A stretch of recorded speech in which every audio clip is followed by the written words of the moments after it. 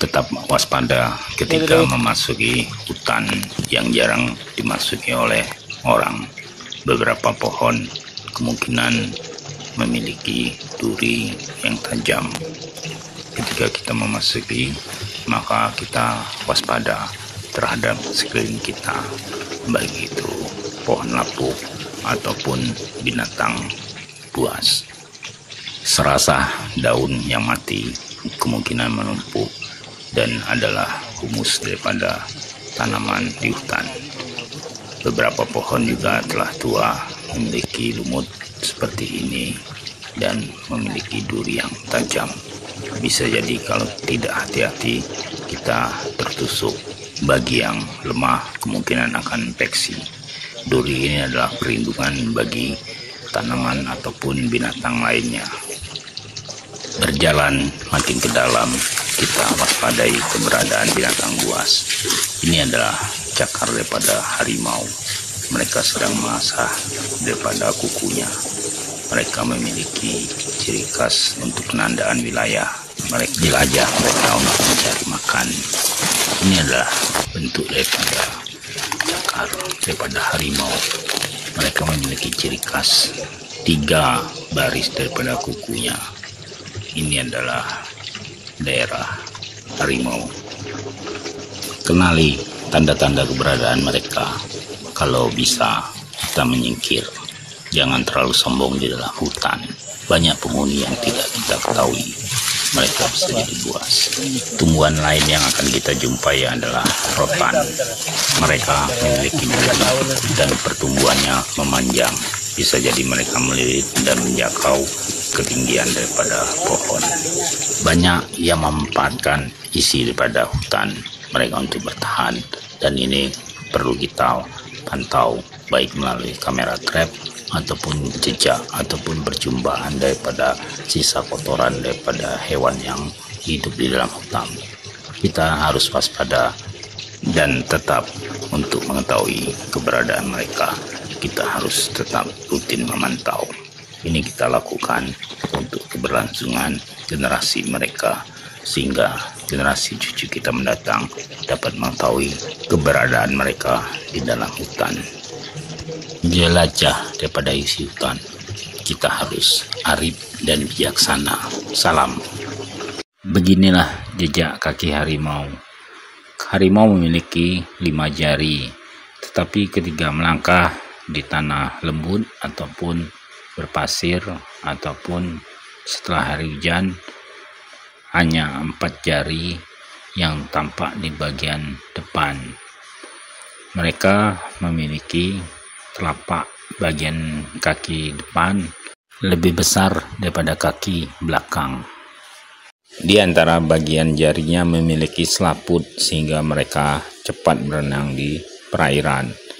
Ketika di daratan mereka menandai pohon dengan bentuk cakaran 4 garis memanjang. Mereka mencakar pohon dalam usaha untuk meruncingkan daripada kuku dan penandaan wilayah jelajah mereka mencari makan dan mencari pasangannya. Mereka sedang mengintip kita atau bersembunyi. Mereka ada, hanya sulit ditemukan. Ini adalah salah satu contoh hewan tapir yang saya jumpai ketika memasuki hutan. Dia sedang mencari makan. Tapir memiliki warna khas. Bagian tengahnya berwarna putih dan bagian kepala leher berwarna hitam dan bagian paha ataupun pantat belakang berwarna hitam. Mereka mencari makanan di semak-semak, baik itu daun-daun muda ataupun serangga lainnya. Mereka sangat pemalu dan risih ketika bertemu dengan kita. Ini adalah salah satu yang langka. Ketika bertemu mereka akan berlari menyeberangi, dan ketika masuk ke dalam air warnanya akan berubah menjadi kecepatan. Kita harus melihat ke sekeliling kita, baik itu jejak ataupun tanda keberadaan satwa. Kita harus perlahan dan menyusuri ke segala bagian, baik itu pohon-pohon. Apa itu? Di balik semak-semak, hati-hati. Jangan banyak suara, pelan-pelan. Lihat baik-baik. Nampaknya itu adalah bagian daripada tubuh ular besar.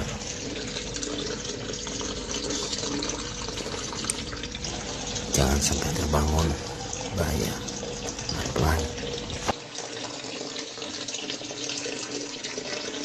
Pandang benar di mana bagian kepalanya. Nampaknya kepalanya masuk bagian tanah. Sementara di atas pohon dia mulai bergerak. Ini adalah bintorong, sejenis musang, memiliki tubuh dengan ekor yang panjang dan bergelantungan di pohon. Diperkirakan lebih daripada 25-an tahun.